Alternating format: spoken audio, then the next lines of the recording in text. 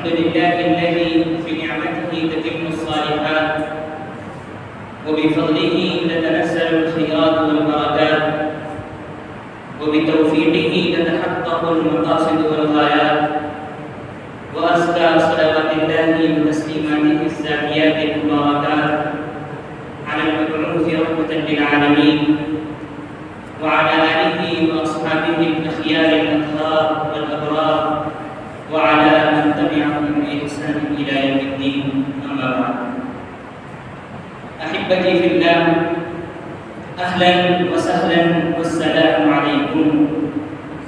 أهلا وسهلا والسلام عليكم وتحية منا تزف إليكم.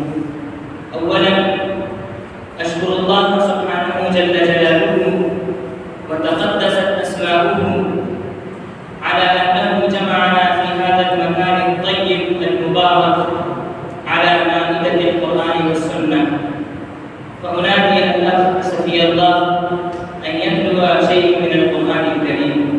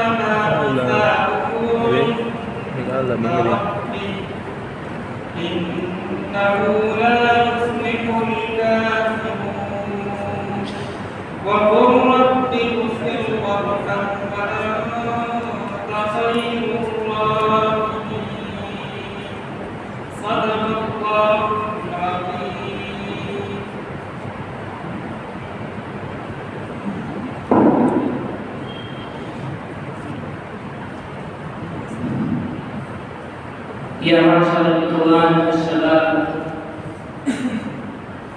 إن هذه الفرصة فرصة طيبة ومنحة عظيمة وجزيلة نادرة لتنمية مهاراتنا ولازدياد كفاءاتنا وقدراتنا في مجال اللغة العربية ولتسطير أفكارنا ولتكبير أذهاننا، بل أتقدم خطوة وأقول بتقوية إيماننا عن طريق الموضوعات العلمية والفكرية والإيمانية.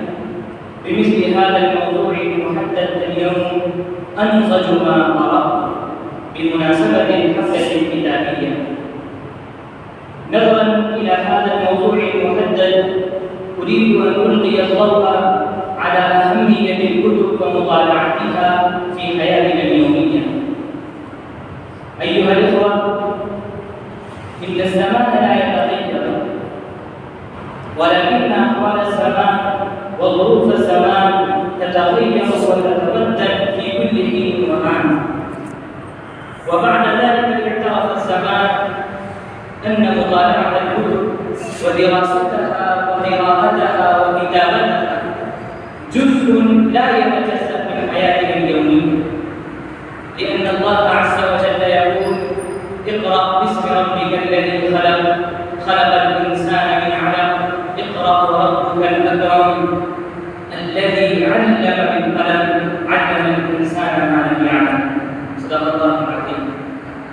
أيها الإخوة، الكتاب عنوان للسعادة ودليل للمعرفة وسبب لانفتاح العقل وجمال للمكان وقريب في العزلة وسمير في الليالي وبوابة للارتقاء بالإنسان وبنائه ولتكوينه العلمي وصقل مواهبه.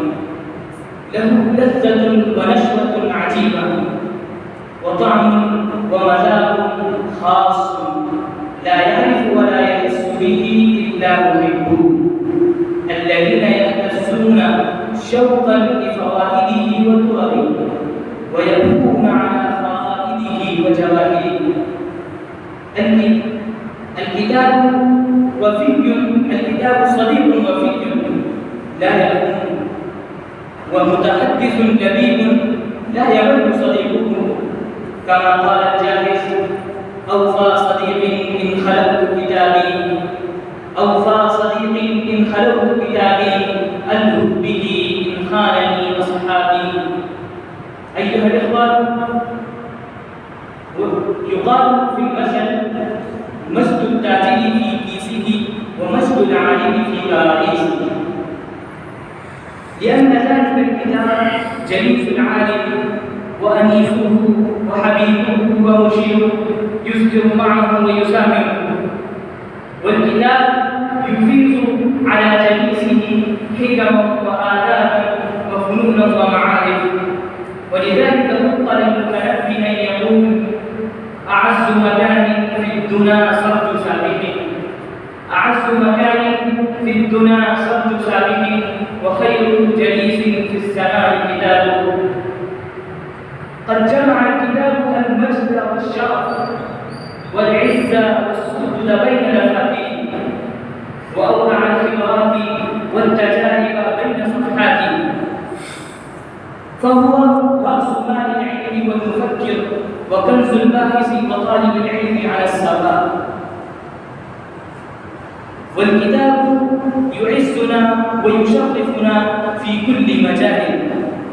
فيا شباب الإسلام، نظرا إلى أهمية الكتب يجب علينا أن نعكف على قراءتها، لأن القراءة حركة حضارية تمثل مستوى الشعوب ورقيها، فلنجعلها عادة يومية مثل الرياضة والرماية والسباحة وغيرها. سئل فولتير عمن سيقود الجنس البشري فأجاب: الذين يعرفون كيف يقرؤون. والقراءة ليست بكثرة قراءة الكتب، بل كيف نقرأ وماذا نقرأ.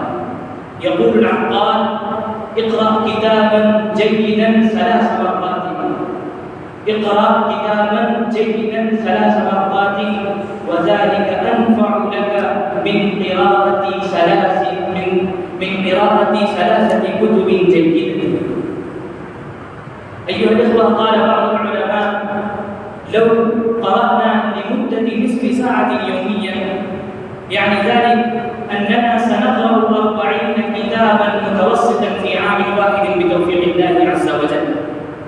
فعلينا أن نضع خطوطا تحت العبارات المهمة أو ننقلها إلى الأوراق ونحاول استنفاذ كل ما في الكتاب ونفكر فيما نقرأه، لأنه يصبح لنا ملكا لا يصبح لنا ملكا إلا من خلال التفكير فيه.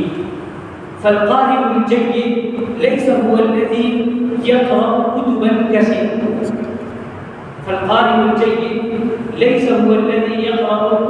كثيرة، ولكنه إذا قرأ كتابا قرأه بطريقة جيدة ويمسج دراسته ويمسج مطالعته ويمسج قراءته. أدعو الله سبحانه جل وعلا أن يوفقنا الجهد في طريق المطالعة وأن يوفقنا بطريقة جيدة في هذا المجال. الآن أبدأ سلسلة المسالمين وأدعو الأخ إيهاب فقيه.